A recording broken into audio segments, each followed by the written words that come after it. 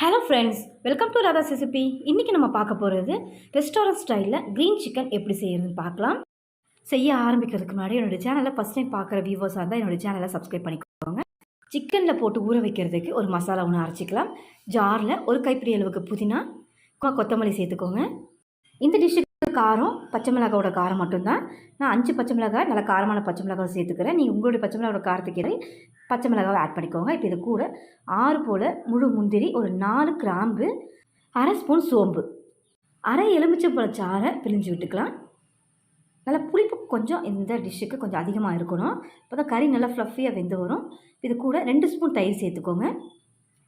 இந்த டிஷ்ஷுக்கு தேவையான உப்பு சேர்த்து ஃபைன் பேஸ்ட்டை அரைச்சி எடுத்து வச்சு சிக்கனில் மசாலாவை தடவி நம்ம ஊற வச்சிட வேண்டியதுதான். சிக்கன் பார்த்தீங்கன்னா 1/2 kg எடுத்துருக்கேன். லெக் பீஸாக இருந்தால் லைட்டாக கீறி விட்டுக்கோங்க. இந்த 1/2 kg சிக்கனுக்கு நம்ம மசாலா அரைச்ச அளவு சரியாக இருக்கும்.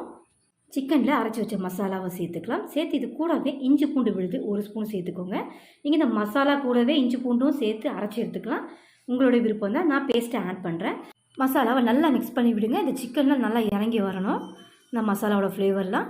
இதை நல்லா மிக்ஸ் பண்ணி விட்டு ஒரு 1/2 hour நல்லா ஊறி வரட்டும். 1/2 hour கழித்து பார்க்கலாம்.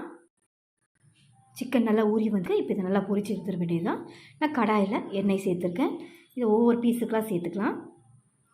சேர்த்து மீதமுள்ள மசாலா இருந்ததுன்னா நீங்கள் மேலே இந்த மாதிரி அப்ளை பண்ணி விடுங்க. வேஸ்ட் பண்ண வேணாம் மசாலாவை. இடையில ஓப்பன் பண்ணி நல்லா மிக்ஸ் பண்ணி விடுங்க. எல்லா பக்கங்களும் நல்லா ரோஸ்ட் ஆகணும். க்ரீன் சிக்கனை சைட் டிஷ்ஷாகவும் யூஸ் பண்ணிக்கலாம், மெயின் டிஷ்ஷாகவும் யூஸ் பண்ணிக்கலாம். சைட் டிஷ்னால் பிரியாணி, ஃப்ரைட் ரைஸ் அந்த மாதிரி ஐட்டங்களுக்கு ரொம்ப இது சூப்பராக இருக்கும். மெயின் டிஷ்ஷுன்னு பார்த்தீங்கன்னா வெறும் மைனஸை வச்சு இதை நீங்கள் பரிமாறலாம். இப்போ எல்லாத்தையும் திருப்பி விட்டுருக்கேன். திரும்பவும் நம்ம மூடி வச்சு இதை நல்லா குக் பண்ணி எல்லா பக்கங்களும் நல்லா மிக்ஸ் பண்ணி விட்டு வேக விட்டு எடுத்துக்கலாம். க்ரீன் சிக்கன் ஃப்ரை பண்ணி எடுக்கிற டைம் 10 நிமிஷம் தான். 10 நிமிஷத்துக்கு இடையில இதை நல்லா மூடி விட்டு திறந்து மிக்ஸ் பண்ணி விட்டு எடுத்தோம் அப்படின்னா ஸ்பைசியான டேஸ்டியான க்ரீன் சிக்கன் ரெடி.